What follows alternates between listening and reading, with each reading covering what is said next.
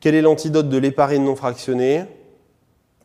Eh bien ça, il faut absolument le savoir, c'est le sulfate de protamine, très largement prescrit en hospitalisation à l'hôpital, dès qu'on est dans un contexte de surdosage, il faut le savoir. Alors est-ce que ça marche bien sur la protamine? Extrêmement bien. Est-ce que ça marche bien sur les HBPM, tels que l'Ovenox ou Tinzaparine? Non, ça marche moins bien, mais dans un contexte de gravité, on se permet de les administrer quand même. QCM suivant, citer les principales mesures thérapeutiques à prendre en cas de suspicion de thrombopénie immunoallergique de type 2. Donc ça, c'est un classique, c'est le fait d'avoir une allergie à l'héparine. Ça doit être évoqué, vous le savez, devant une chute de plaquettes inférieure à 100 000 ou avec une perte de plus de 40 000 points de plaquettes, ou bien dans un contexte de récidive d'embolie pulmonaire ou de phlébite chez un patient, une patiente qui était suivie pour cela, ou encore un tableau de CIVD. Voilà, on est vraiment complet. Les deux propositions à cocher, c'est donc une substitution immédiate par anticoagulant de type d'anaparoïde ou hirudine. C'est très important. Le ou la patiente doit toujours être anticoagulée. Il y a une contre-indication, je veux que vous le marquiez, c'est capital, à vie des héparines. C'est la proposition D qui est cochée, à vie, et donc l'anticoagulation derrière se fera uniquement par d'anaparoïde. QCM suivant, quels tests biologiques au pluriel peuvent être pratiqués pour confirmer une suspicion de TIH de type 2? Ça, il faut que ce soit sous-cortical, un grand classique du collège d'hémato, pour tout vous dire, dans la partie des cas cliniques, avec en premier lieu, je vous demande de retenir cet ordre, une recherche d'anticorps anti-PF4 qui traduisent la présence d'anticorps dirigés contre les plaquettes du patient expliquant ce phénomène de thrombopénie. Et puis si c'est positif, on peut confirmer la TIH, la thrombopénie immunoallergique induite à l'héparine, par un test fonctionnel d'activation plaquettaire qui vient confirmer le fait qu'on est dans un contexte de CIVD lié à la TIH. Question suivante, quels sont les facteurs de la coagulation impliqués par le traitement AVK? Alors ça, c'est aussi quelque chose qu'il faut savoir, le facteur 2, la protéine C et la protéine S, ainsi que le facteur 9. Alors là, on est en cardiologie. Dans quel endroit on vous parle finalement très bien de l'INR et de la surveillance des anticoagulants? C'est en hématologie. Je vous demande de garder l'œil attentif quand vous y serez par rapport à la cardiologie. Question suivante, conduite à tenir devant surdosage asymptomatique en AVK avec un INR à 7. Pareil, c'est une recommandation HS de 2009. J'ai un INR qui est entre 6 et 10 pour une indication d'AVK pour FA permanente, puisque je vous rappelle dans le diaporama que vous avez eu déjà dans la conf de recommandation que je vous avais traité. Quant au risque hémorragique, on a finalement deux situations à bien distinguer. Des patients qui présentent une indication d'anticoagulation dite anticoagulation simple, typiquement C2-FA, ce sont des valves mitrales ou aortiques, et puis on peut avoir une indication plus forte, et là on aura des INR différents. Là on est vraiment dans le classique, et donc un INR supérieur à 6, entre 6 et 10, nécessite d'abord une injection de vitamine K, 1 à 2 mg de vitamine K péros pour antagoniser rapidement les antivitamines K. L'arrêt des AVK, bien sûr, on est dans un contexte de franc surdosage avec un risque qui est avant tout hémorragique. Proposition D, une prise en charge qui peut se faire uniquement de manière ambulatoire,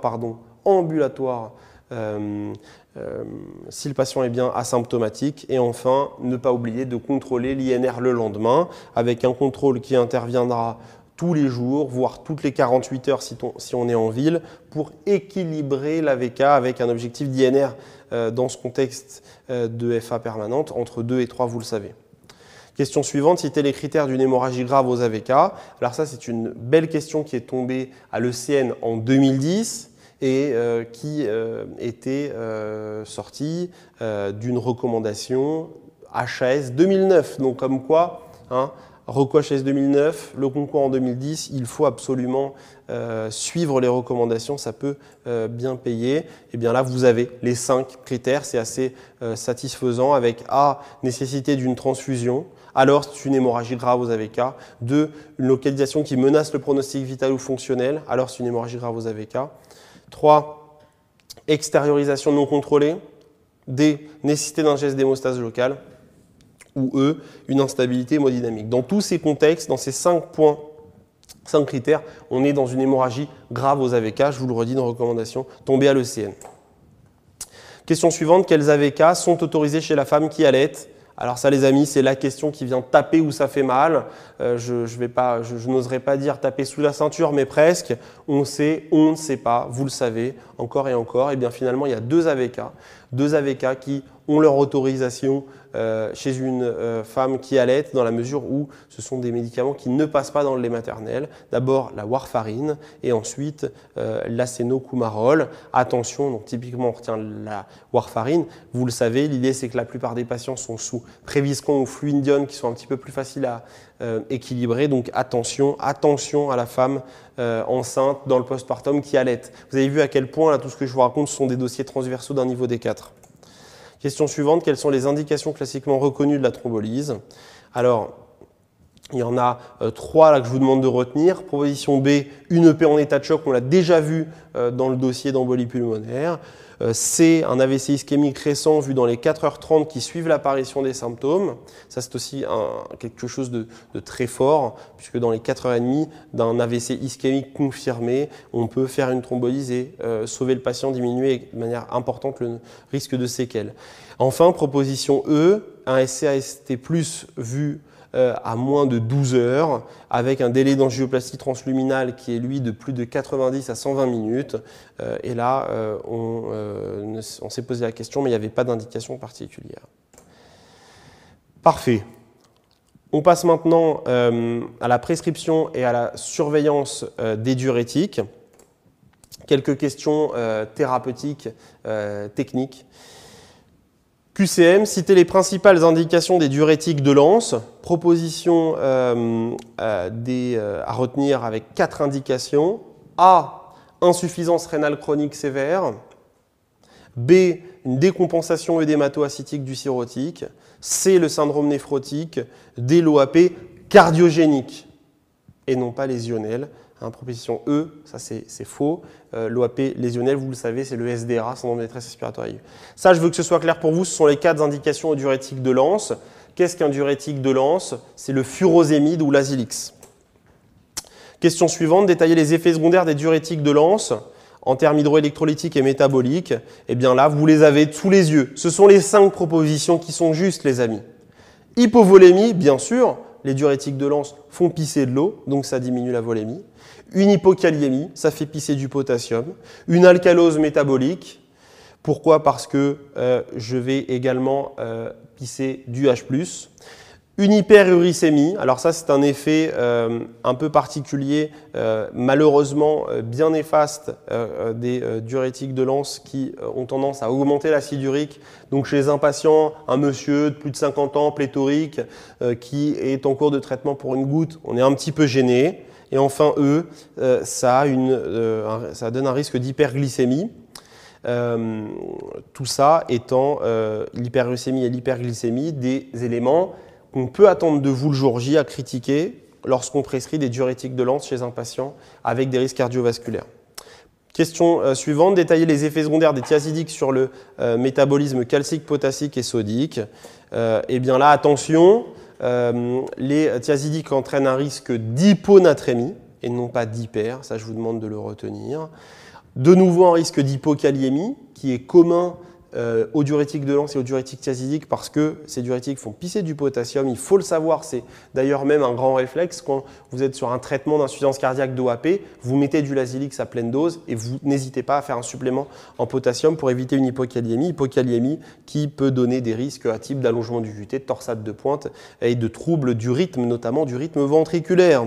Enfin, retenez-le, il y a un risque avec les thiazidiques d'hypercalcémie. C'est une question que vous traiterez en endocrinologie dans l'item hypercalcémie. Retenez cela, les thiazidiques, et non les diurétiques de Lens. Question suivante, en cas d'allergie au cotrimoxazole et au glimépiride, quelle classe de diurétiques sont à éviter? Et là, vous me dites, catastrophe, question extrêmement précise, extrêmement sélective. Pareil, ça ne s'invente pas. Ça a fait l'objet d'une alerte ANSM en 2012. C'est pour ça que je vous demande de le retenir. Quand on a une allergie au cotrimoxazole et au glimepiride, il a été prouvé qu'on pouvait avoir également une allergie croisée, ça s'appelle, avec les diurétiques de l'anse ou les diurétiques thiazidiques, ni plus ni moins que les deux diurétiques les plus prescrits en France et dans le monde. Donc attention, est-ce que cette question est tombable en tant que telle? Oui, mais si elle tombe, c'est un massacre, un massacre. Donc mémorisez cela, marquez-le vous sur votre prise de notes, sur votre carnet. Celle-là, une fois que vous l'avez en tête, c'est gagné. Question suivante, détailler les effets secondaires des anti-aldostérone sur le métabolisme potassique et acido-basique. Hein, là, je vous traite vraiment de QCM difficile, des QCM de thérapeutique. La thérapeutique était bien présente de l'ECN 2004 à 2012 et depuis 2012, je vous le signale, hein, parce que même si vous êtes en D4, vous n'aurez pas forcément fait encore toutes les annales de l'ECN, eh bien, depuis 2012, il y a vraiment un coup d'accélérateur qui est mis sur les thérapeutiques. On veut que vous connaissiez les médicaments. Voilà pourquoi, dans mes conférences, je pose beaucoup de QCM sur les médicaments pour un petit peu vous violenter, pour que vous puissiez vous dire « mince, les médicaments, je ne les connais pas si bien » et que vous retourniez dans vos bouquins vous faire des petites fiches là-dessus. Donc, on en revient à mon QCM. Les anti-aldostérones entraînent un risque de quoi? D'hyperkaliémie. En effet, c'est quoi les synonymes de ces diurétiques dits anti-aldostérone? On les dit épargneurs de potassium. Ce sont les seuls diurétiques qui retiennent la potasse et donc un risque d'hyperkaliémie. Enfin, proposition E, un risque également d'acidose métabolique. Pourquoi? Parce que vous savez que potassium et pH sont très étroitement liés en termes de transfert intracellulaire des ions K+, et H+, et en augmentant l'hyperkaliémie, en retenant le potassium, on a tendance à entraîner une acidose métabolique. Je vous demande de le retenir. Un dernier point, je vais plus loin, mais c'est quelque chose de tombable, bien évoqué dans vos livres de référence. Il est classique d'utiliser un anti-aldostérone qui va limiter le risque d'hypokaliémie d'un diurétique de l'anse, par exemple. Et donc, en ayant à la fois le diurétique de l'anse qui fait pisser du potassium et l'épargneur de potassium ou l'anti-aldostérone qui en fait retenir, on est sur une action diurétique d'une part, par le diurétique de l'anse, mais également anti-aldostérone par l'épargneur de potassium, et on maintient une kaliémie normale. C'est une petite astuce, quelque chose d'un petit peu sioux, mais je le redis, c'est tombable. Question suivante, traitant de l'arrêt cardio-circulatoire, recommandation de l'ERC 2010. Comment traite-t-on, les amis, comment traite-t-on un arrêt cardio-circulatoire sur un BAV complet? Eh bien, là, attention, il faut bien sûr discuter du fait d'être en arrêt cardio-circulatoire, la mise en place d'un entraînement électrosystolique et d'abord percutané puis une sonde endocavitaire. Alors, je m'arrête là-dessus parce que je suis sûr que ça vous fait saigner des oreilles. Là, vous n'êtes pas bien, je le sais, je m'arrête là-dessus. C'est quelque chose de très technique évoqué dans la recommandation. Je vous ai dit tout à l'heure qu'on avait une possibilité de SEES, de sonde d'entraînement électrosystolique, en ponctionnant la veine jugulaire interne droite, en descendant cette sonde jusque dans le ventricule droit. Ça, c'est ce qu'on appelle la sonde endocavitaire. Vous avez vu, c'est la fin de la proposition A. Et en fait, l'idée, c'est que ça, il faut un petit peu de temps pour le faire. Même pour quelqu'un d'entraîné, ça prend à peu près 20 minutes à une demi-heure le temps que ce soit fonctionnel. Le patient n'a pas forcément ce temps. Et donc, ce qu'on peut faire, c'est coller de véritables patchs au niveau de la peau du patient. C'est ce qu'on appelle l'entraînement électrosystolique percutané. Un sur la face antérieure du thorax, un sur la face postérieure. Alors, idéalement, c'est un petit peu comme ça en diagonale, peu importe. Et il y a une décharge électrique qui se fait et qui assure également un rythme de base du patient. Et c'est un traitement d'appoint, pas très efficace, mais quand on n'a que ça, d'appoint de ce BAV complet qui a entraîné un arrêt cardio-circulatoire en attendant de descendre cette sonde endocavitaire. L'atropine, oui, on en a déjà parlé sur un BAV complet, l'atropine 1 mg IV, attention à la posologie. Et enfin, l'Isuprel, parce qu'on est dans un contexte de trouble de la conduction de haut degré, symptomatique bien sûr, puisqu'on est sur un arrêt cardio-respiratoire. QCM suivant, quelle est la posologie de l'adrénaline recommandée en cas d'arrêt cardio-circulatoire. Il faut le savoir, il faut le savoir, il faut le savoir. C'est un classique. Pour tout vous dire, je l'ai même réutilisé cette posologie la nuit dernière sur un patient qui a fait un arrêt cardiaque dans l'hôpital où je travaille et chez qui il a fallu injecter 1 mg d'adrénaline en bolus répété toutes les 2 à 4 minutes. Proposition D, 1 mg IVD à répéter. Mais également, je vous demande de le marquer, on peut proposer également 2 mg dans la sonde intratrachéale. Ça ne se fait quasiment pas en pratique, mais c'est dans la recommandation, donc c'est clairement cochable. Vous me retenez ça? Proposition A, 2 mg intrathecale ou 1 mg veineux direct, 1 mg. Et je me reprends tout de suite parce que je vous ai dit 2 mg intrathecale. Intrathecale, c'est quand on injecte comme pour une ponction lombaire, donc non, intratrachéale. Vous avez vu, hein, c'est joli les mots en médecine, une lettre qui saute et puis de la bouche on se retrouve à ponctionner la moelle épinière, que c'est beau. On passe à une question suivante, la douleur thoracique aiguë et chronique, une belle recommandation de 2002, souvent oubliée, et pourtant des beaux petits cas cliniques que je vous propose pour finir cette conférence D4 en beauté. Alors, quel diagnostic les amis devant un homme de 66 ans? Allez, quelques cas cliniques pour finir. Homme de 66 ans, diabétique non insulinodépendant, donc un diabétique de type 2, avec une douleur thoracique chronique constrictive à l'effort, c'est dans le repos depuis 2 mois. Bon, bah là, il faut être clair, c'est un angor d'effort instable. Pourquoi? Parce que il faut avoir plus de précision sur le caractère stable de cette douleur. Là, on vous dit simplement que ça cède au repos depuis 2 mois. C'est pas suffisant selon la recommandation pour parler d'un angor d'effort chronique stable. Il faut vraiment être systématique là-dessus. Je sais que c'est difficile. En effet, les critères qu'il manque, c'est de savoir que la douleur est la même depuis 2 mois, survient pour le même effort et qu'elle n'est pas modifiée en fonction du type de l'effort. Et ça, ce sont des points importants. Si ce n'est pas précisé, c'est un encore d'effort instable jusqu'à preuve du contraire. C'est difficile, hein. Alors, devant ce QCM, on aurait pu me faire la remarque de la proposition E, on ne peut pas conclure.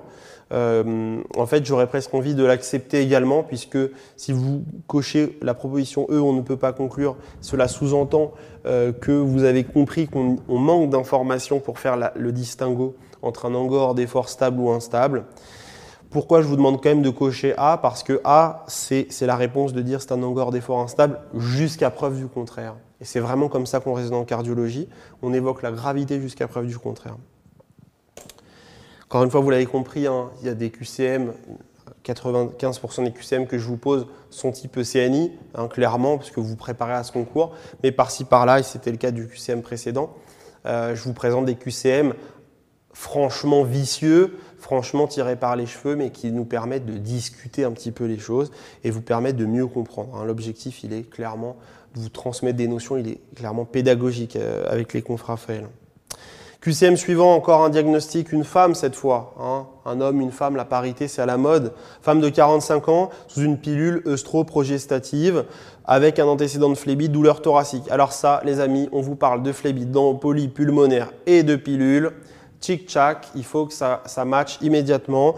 La pilule est un facteur de risque important de faire des phlébites et une embolie pulmonaire. Et je pense que vous le savez, mais je me dois de vous le redire, ce risque, il est amplifié encore et encore si on associe pilule et tabac. Donc, mesdemoiselles qui assistaient à cette conférence, un tout petit peu de prévention, hein, je me permets. Il faut choisir, c'est la pilule ou le tabac, pas ensemble. C'est la catastrophe. D'abord, ça va vous donner un certain nombre de phénomènes d'aggravation au niveau de vos ovaires et de vos trompes. Donc, ça a été montré que ça a augmenté le risque d'infertilité. Mais surtout, sur le plan thromboembolique, c'est la catastrophe. Mesdemoiselles, la pilule ou le tabac, il faut choisir. Et en tant que médecin, je ne peux que vous conseiller la pilule et pas le tabac. Ok ? On referme la parenthèse. J'ai l'impression déjà d'être un vieux con quand je fais des confs. Ça va plus du tout. Une douleur thoracique. Hein, donc cette femme de 45 ans, douleur thoracique aux antécédents de phlébite. Elle a des amis, faut penser absolument à l'embolie pulmonaire. Au gaz du sang, qu'est-ce qu'on a? Une PaO2 à 68 mm de mercure et une PCO2 à 34 mm de mercure. Je m'arrête une seconde avant de répondre à cette question. Je vais vous redonner les normes au niveau des gaz du sang. Vous prenez un stylo immédiatement, vous le marquez, c'est capital. Je vous les redonne, la totalité des normes des gaz du sang, issus du collège de pneumologie et de réanimation qui sont en accord. D'abord le pH. Un pH est normal entre 7,35 et 7,45. Une PCO2 est normale entre 35 et 45 mm de mercure. Un taux de bicarbonate est normal entre 22 et 27 mmol par litre. Et une PO2, l'objectif c'est 100 mm de mercure. Quand on est entre 80 et 100 mm de mercure, on dit qu'on est encore dans les conditions normales. Entre 60 et 80 mm de mercure de PaO2, on est dans un contexte d'hypoxémie, et inférieur à 60 mm de mercure, on est dans un contexte d'hypoxémie sévère. Voilà les gaz du sang, c'est fini. Ça, les normes, ça doit être comme ça. Vous devez pouvoir les lâcher extrêmement rapidement. Et donc là, quel diagnostic doit être évoqué ? Eh bien, c'est clairement celui d'embolie pulmonaire. Et puis, pourquoi ces gaz du sang sont assez caractéristiques ? Parce que si on fait la somme de la PaO2 et de la PaCO2, on est bien en dessous de 120 mm de mercure, la définition d'un effet Shunt. C'est très important, je vous demande de le retenir. Diagnostic suivant. Encore un diagnostic. Là, je vous stimule en fin de compte, je vous l'ai dit. Un homme, 30 ans, à J15 d'une bronchite. Bon. Pour le moment, on ne voit pas trop où on veut en venir. Une douleur thoracique aiguë, majorée par la toux et le changement de position. Ah ben tiens, on en a parlé un tout petit peu tout à l'heure sur le dossier numéro 3. Une douleur thoracique, majorée par la toux, majorée par le changement de position, majorée par l'inspiration profonde. Les amis, c'est une péricardite jusqu'à preuve du contraire. A fortiori, au décours, 15 jours après, d'une espèce de syndrome un peu pseudo-grippal, bronchite, c'est vraiment classique. On retiendra alors le diagnostic de péricardite aiguë idiopathique virale, fréquent chez le sujet jeune. On est chez un homme de 30 ans. Vous avez vu, hein, dès qu'on a le diagnostic, tout colle. La troponine, elle est négative. Ça, c'est très rassurant puisqu'une troponine positive nous ferait évoquer soit un infarctus, soit une myopéricardique, parfait, vous étiez sur le coup, j'en étais sûr. Une CRP à 100 qui correspond à un syndrome inflammatoire qui n'est pas systématique mais qui est fréquent sur une péricardite. Et enfin, une radio thoracique normale, ce qui est le plus souvent le cas sur une péricardite. Le diagnostic retenu, c'est donc le B, péricardite aiguë. Et je n'attendais pas plus de cela que vous parce qu'on ne peut pas aller beaucoup plus loin, mais si jamais on vous demandait de cocher idiopathique et virale dans ce contexte, il fallait le cocher. Attention, là on a éliminé devant la troponine négative une myopéricardite, j'espère que c'est clair pour vous. QCM suivant, toujours un diagnostic, un homme de 45 ans, VIH, on est vraiment dans ces dossiers très transversaux de CNI, où on va vous taper dans tous les sens, un patient qui a un antécédent de maladie infectieuse, une douleur hémithoracique gauche aiguë, une éruption vésiculeuse. Alors là, on dit douleur thoracique, je suis en cardiologie, je sors mon stéthoscope, mon ECG, et là vous comprenez que c'est pas l'histoire. Hein. Un patient qui est VIH, qui a une éruption cutanée vésiculeuse, je suis sûr que vous avez ce diagnostic de zona intercostale gauche, déjà tombé à l'ECN.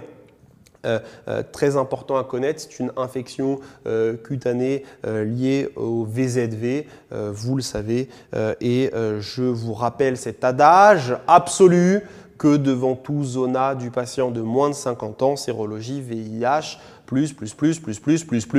Si vous ne la cochez pas, c'est 0 à la question. J'ai envie de vous dire 0 au dossier, 0 à tout, c'est gravissime, vous passez à côté d'une découverte de VIH, ça on ne vous le pardonnera pas. Et puis on finit, oh là là, c'est déjà fini, c'est pas possible, c'est passé vite, hein, avec un dernier QCM diagnostic, avec un homme de 60 ans, hypertendu, qui présente une douleur thoracique aiguë migratrice, un diagnostic. Les amis, douleur thoracique aiguë qui migre, elle a commencé là, au niveau du sternum, puis elle passe dans le dos, puis elle descend dans le ventre. Ça, un diagnostic, la dissection aortique, jusqu'à preuve du contraire, c'est une obsession. Et c'est une urgence, vous le savez. Une notion de bicuspidie aortique, pas inintéressant puisque vous savez que c'est un facteur de risque de dissection aortique et un ECG normal. Tiens, une petite question comme ça, est-ce que vous connaissez la proportion dans la population française de bicuspidie aortique congénitale ? 1%. 1%. Vous prenez 100 personnes dans la rue, il y en a 1 sur 100 qui aura une bicuspidie aortique. C'est pas rien, c'est l'anomalie cardiaque congénitale la plus fréquente au monde, la bicuspidie aortique. Et donc le CG est normal. Quel diagnostic doit-on évoquer en priorité? Bien sûr, la dissection aortique. Quel examen, allez, la petite question bonus, paraclinique, on réalise alors? Deux situations, soit le patient est stable hémodynamiquement et on réalisera alors un angioscanner thoracique, soit le patient est instable et on réalisera au plus vite une ETO pour confirmer le diagnostic avec un passage au bloc opératoire. En cas de dissection aortique de type A, autrement dit de l'aorte ascendante, vous le savez, alors que s'il n'y a pas d'atteinte de l'aorte ascendante, autrement dit de type B, uniquement de l'aorte descendante, le traitement ne sera pas chirurgical mais simplement traitement médical par contrôle de l'hypertension artérielle. Et voilà, cette conférence de cardiologie D4, la deuxième, number 2 du premier tour est terminée. J'espère que ça vous a plu. Il y a beaucoup de choses, il faut que vous revoyiez cette conf là dans les jours à venir, beaucoup de notions de cours en cardiologie. J'ai ouï dire que la conférence de cardiologie du deuxième tour que je vous prépare enverra du très lourd, donc préparez-vous, vous allez adorer. On se retrouve très vite sur Conf Raphaël et c'est toujours un plaisir.